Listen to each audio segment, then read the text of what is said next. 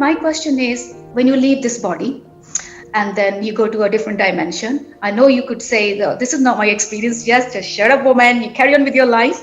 But I want to know if you can, answer, that would be great. So if you, once you've left your body, you're in a different dimension and you're given a chance to go back.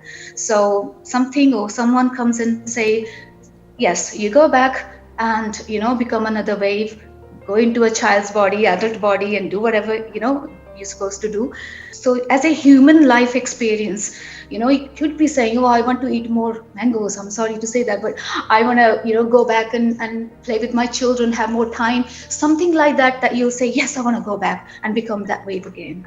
You're talking about what happens after death, because there are a lot of assumptions in this question of yours, that you're assuming कि भाई जब हम इस body को छोड़ते हैं तो हम एक ऐसे डायमेंशन में चले जाते हैं जहाँ पर जाने के बाद भी हम होते हैं और कोई आ करके हमसे पूछता है, फिर हम वापस आते हैं.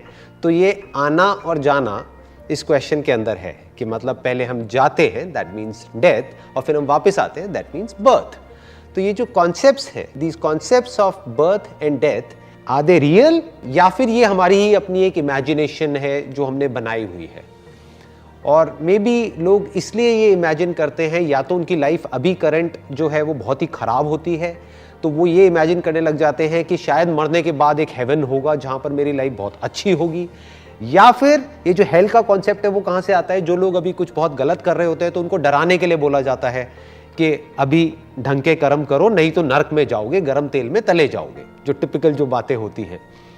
तो इन कॉन्सेप्ट्स को, दीज आर जस्ट बिलीव्स. तो अब बात आती है what is death, what is life. तो उसके लिए अगर डेथ को हमको समझना है तो पहले हमको लाइफ को समझना होगा कि what is life, what is this me that I call मी, और जिसको मैं कहता हूं कि मैं हूं, वो क्या है मैं हूं. उस लेवल पे जो आप एक्चुअल में हो, जो मैं एक्चुअल में हूं, उस लेवल पे कोई डिवीजन नहीं है, कोई सेपरेशन नहीं है. ये जो कॉन्सेप्ट्स हैं बर्थ और डेथ, ये सब वहां पर नहीं एग्जिस्ट करते हैं. मतलब इन रियलिटी जब मैं मरूंगा ही नहीं तो मैं दोबारा से पैदा कहां से होऊंगा. ये कॉन्सेप्ट ऑफ रीबर्थ आया कहां से? हुआ क्या है कि कुछ बुक्स हैं जिसमें हमने पढ़ लिया है, वहां पर एज एन एग्जाम्पल दिया था, जैसे कि हम कपड़े बदलते हैं, रोज कपड़े बदलते हैं, ऐसी जो आत्मा है वो शरीर बदलती है. तो लोगों ने ये तो ध्यान दिया नहीं कि वहां पे जैसे की यूज किया जा रहा है, जैसे कि मतलब फॉर एग्जाम्पल, कि एक एग्जाम्पल की तरह, नॉट कि इट इज अ फैक्ट. क्योंकि आगे ये भी कहा गया है उसी बुक में या और बुक्स में कि आत्मा ना मरती है ना पैदा होती है. तो कौन कपड़े बदल रहा है?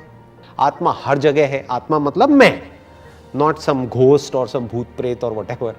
तो अब ये जो कॉन्सेप्ट्स हैं जब ये हमारे क्लियर हो जाते हैं ना, तो वहां पर ना लाइफ होता है ना डेथ होता है. जब मैं मरूंगा ही नहीं तो आने का सवाल ही नहीं उठता. जब मैं पैदा ही नहीं हुआ तो मरने का सवाल ही नहीं उठता. जो मैं एक्चुअल में हूं, जिसको आप देख रहे हो, वो तो एक बॉडी है, वो तो डिसॉल्व हो जाएगी. जहां से आई है, इसी नेचर के एलिमेंट से बनी है, उन्हीं एलिमेंट्स में वापस चली जाएगी.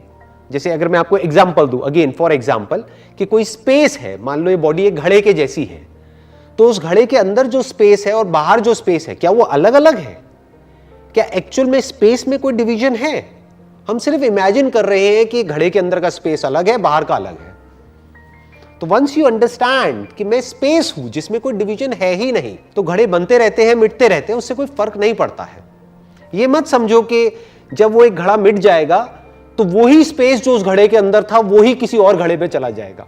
ऐसा नहीं होता है. ये जो कॉन्सेप्ट्स है ना, जब ये हमारे क्लियर हो जाते हैं तो ये वाले जो सारे थॉट्स हैं ये हमारे अंदर आने बंद हो जाते हैं कि मरने के बाद क्या होता है, वापस आते हैं, नहीं आते हैं. फिर जो कुछ होता है अभी होता है, यही होता है. फिर मैं जो कॉन्शियसनेस हूं वो मैं सिर्फ यहां नहीं हूं, मैं हर जगह हूं. तो अभी मैं जो भी कुछ कर रहा हूं, ये जो बातें मैं आपसे कर रहा हूं, इसकी रिकॉर्डिंग हो रही है, ये अपलोड होगा यूट्यूब पे, जिसको आने वाले हजारों सालों तक लोग देखेंगे. आप समझ पा रहे हो मतलब जो मैं बात कह रहा हूं, कि मतलब इसको आने वाले कितने सालों तक, जब तक भी ये प्लैनेट रहेगा तब तक लोग देखते रहेंगे. तो जो उनके अंदर से देख रहा है और समझ रहा है और उसकी लाइफ बेटर हो रही है, वो भी मैं ही हूं. वो मुझसे अलग नहीं है. तो मैं कहीं नहीं गया हूं, मैं वही हूं. अगर कहीं किसी पहाड़ पे कोई बच्चा है जो आने वाले 500 साल बाद, 1000 साल बाद बैठ करके मोबाइल पे या कहीं पे, उस वक्त पता नहीं मोबाइल होगा या क्या होगा, हो सकता है कोई चिप हो जो हमारी ब्रेन में हो और वो आंख बंद करे और उसको मैं दिख रहा हूं, ये सब वीडियोस दिख रही हो। तो जैसे भी वो इन बातों को सुन रहा होगा, जैसे भी वो फील कर रहा होगा और उसको बेटर, वो मुझे ही हो रहा है, because I am that consciousness. तो ये जैसे जैसे हमारी अंडरस्टैंडिंग क्लियर होती चली जाती है ना, तो फिर ये सेपरेशन खत्म हो जाता है। सोल कहीं पर नहीं होता है, it is not somewhere, it is everywhere. Space, like this space, it is not somewhere, it is everywhere, and space is space. UK में अभी आप हो, मैं इंडिया में हूं, तो स्पेस इज स्पेस। स्पेस में कोई फर्क नहीं है, ये नहीं है यूके का स्पेस अलग है, इंडिया का अलग है। Space is space, water is water, आप समझ रहे हो, एयर इज एयर। ऐसे ही कॉन्शियसनेस इज कॉन्शियसनेस, और उसमें आपकी कॉन्शियसनेस या मेरी कॉन्शियसनेस नहीं है, ये हम थॉट के लेवल पे कब्जा करते हैं अपनी इस कॉन्शियसनेस पे। हमें ये लगने लग जाता है कि मैं सिर्फ यहीं पर हूं, अब मैं इस बॉडी से निकल गया हूं, अब मैं कहीं और हूं, अब मैं फिर यहां आ गया। तो ये क्या है, एक लिमिटेड सेंस ऑफ सेल्फ है, which is an illusion, which is not a reality. Awakening means to see that there is no separation of any kind whatsoever.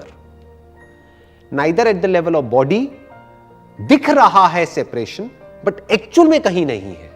जैसे एक नदी बह रही है, उसमें एक लहर अलग दिख रही है उस नदी से, but actual में अलग नहीं है, वो उसी नदी का पार्ट है। That is water, and उसकी सेपरेट कोई एग्जिस्टेंस नहीं है, कोई इंडिपेंडेंट एग्जिस्टेंस नहीं है। तो जब है ही नहीं तो वापस आने का सवाल ही नहीं उठता है। जब वो लहर पानी में मिल गई तो क्या हमको ये लग रहा है कि उस लहर का कुछ बचा रह गया है जो दोबारा से किसी और लहर में आएगा? आप समझ रहे हो मेरी बात? हाँ, ऐसे जब डीपली आप समझते हो तो हमको ये जो फंडे हैं, हमारे जो कॉन्सेप्ट्स हैं, वो क्लियर हो जाते हैं। फिर अब सवाल उठता है कि अब वापस आना ही क्यों है? Why do I want to come back again? क्यों आना है? क्योंकि ऐसा लगता है कि शायद कुछ बाकी रह गया है। कुछ बाकी छोड़ना ही क्यों है? You are getting where I am coming from? कुछ बाकी छोड़ना ही क्यों है? ये एक लाइफ है ना, जो भी कुछ हो सकता है वो सब कुछ कर देना है, कुछ बचा के क्यों रखना है? अगर किसी को प्यार करना है तो कर देना है ना, उसको बचा के क्यों रखना है? कल पे कुछ छोड़ना ही क्यों है? किसी को कुछ कहना है तो कह देना है ना, कुछ अगर अच्छा करने के लिए आ रहा है तो वो कर देना है ना, कल पे क्यों छोड़ना है? कल किसने देखा है? कल पता नहीं मैं रहूं ना रहूं। तो आज में ही अगर इस तरीके से हम जीने लग जाते हैं तो ये जो कल की चाह है, या ये कह लो कोई भी तरह का डिजायर है हमारे अंदर, वो बाकी नहीं रहता है। There is nothing left to be done, because everything is done in this moment itself. This moment is complete in itself. There is nothing left, there is nothing more to be done for that matter. जो करना है वो कर दिया, game over, खत्म। I am happy, I am contented, I am satisfied. तो दोबारा आना ही क्यों है? आप समझ रहे हो? सब कुछ अभी करो ना, कल पे छोड़ना ही क्यों है?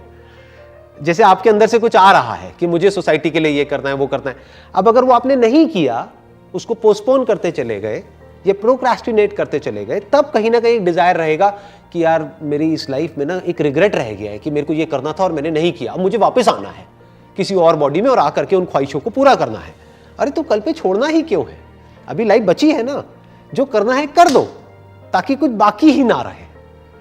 There must not be anything left कि इस ह्यूमन बॉडी की जो हाईएस्ट पॉसिबिलिटी है उसको अचीव कर लो ना, छोड़ो ही मत कल के ऊपर। अपना पूरा एफर्ट लगा के, पूरी पावर लगा के, जो भी हाईएस्ट हो सकता है, जहां तक कोई सोच भी नहीं सकता है, वो सब कुछ कर दो, so that there is nothing left to be done or to achieve. Then you are living in every moment as if that this is the first and the last moment of my life. Khatam. Nothing left. No past, no future.